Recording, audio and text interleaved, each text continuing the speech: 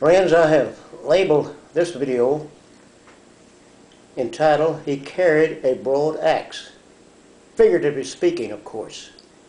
And you can be thankful that there was a man by the name of J. Frank Norris who blazed the trail and stood for those principles that Baptists have stood for generations to come, based upon their belief as to the fundamental teachings that are taught in the Bible.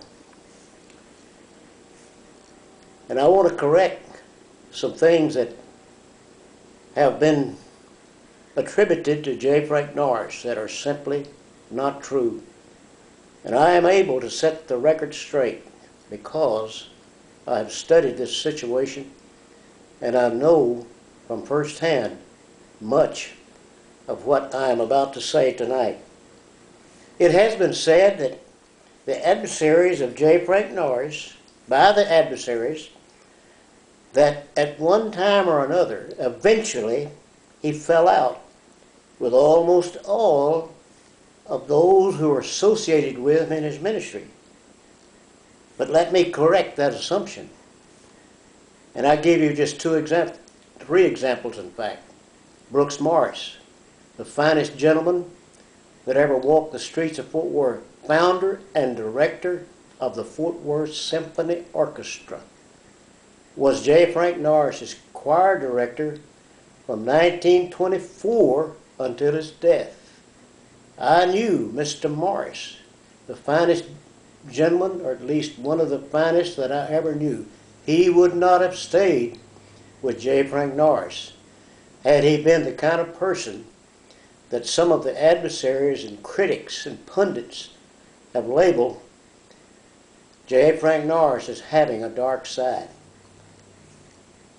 Miss Bobwood Edmondson, an educator in the Fort Worth public school system, a most sophisticated lady who was an author of textbooks used in the high schools of Texas, was one of the members of the church that idolized J. Frank Norris.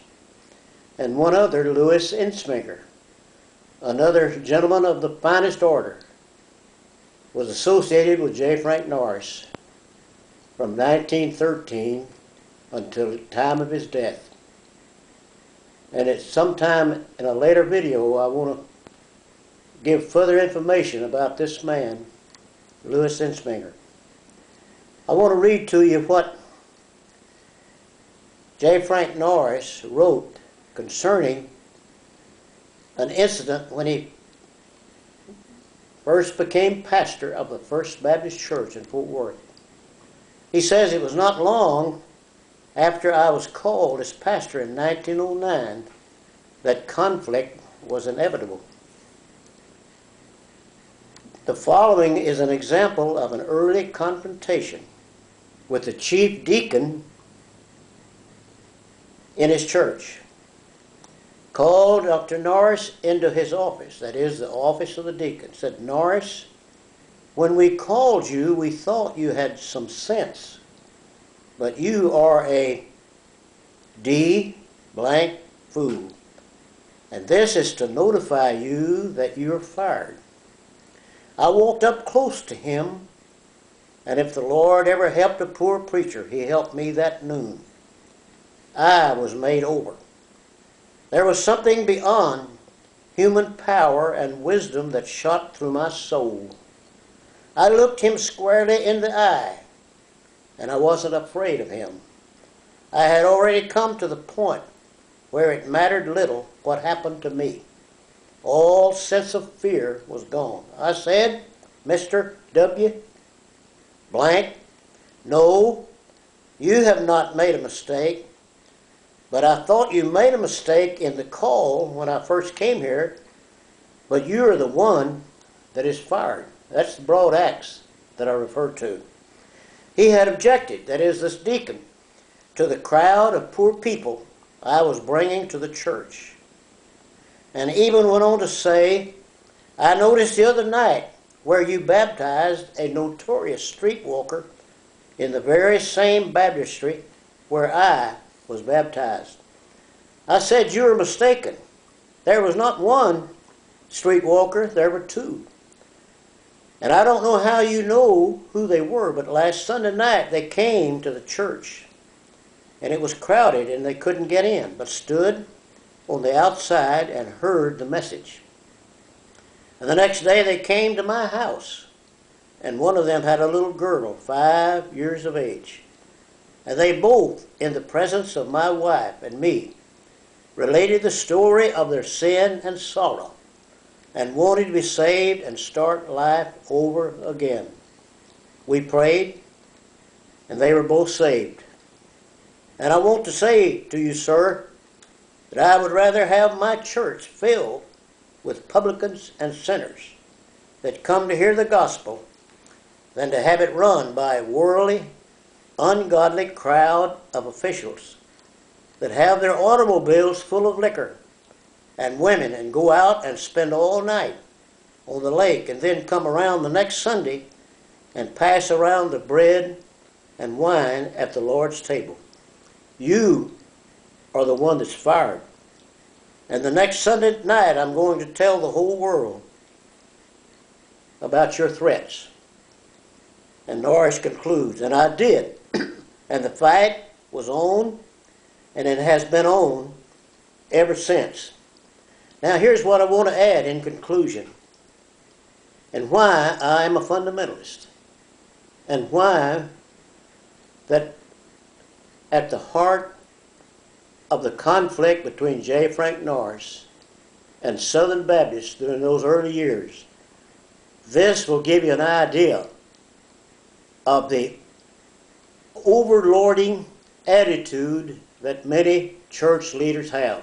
A most despicable attitude. Listen to what I have to say. Those of you who are interested in the background of what went on during the ministry of J. Frank Norris. Barry Hankins, who is author of the book entitled God's Rascal. And I must add that it's been poorly substantiated, poorly documented, that I can refute many things that he says erroneously. And here's what he said just a few years back in analyzing the life of J. Frank Norris. He said Norris ran off traditional Baptists. Well, I just read to you where indeed he ran off an ungodly deacon. Continuing, Norris ran off traditional Baptists in his church in 1911 and replaced them with poorer members without much acquaintance with Baptist beliefs. Friends, that's a ridiculous statement, and it ought to be refuted and removed from the record. And I call on Mr. Hankins, who is a professor in one of the Southern Baptist theological seminaries.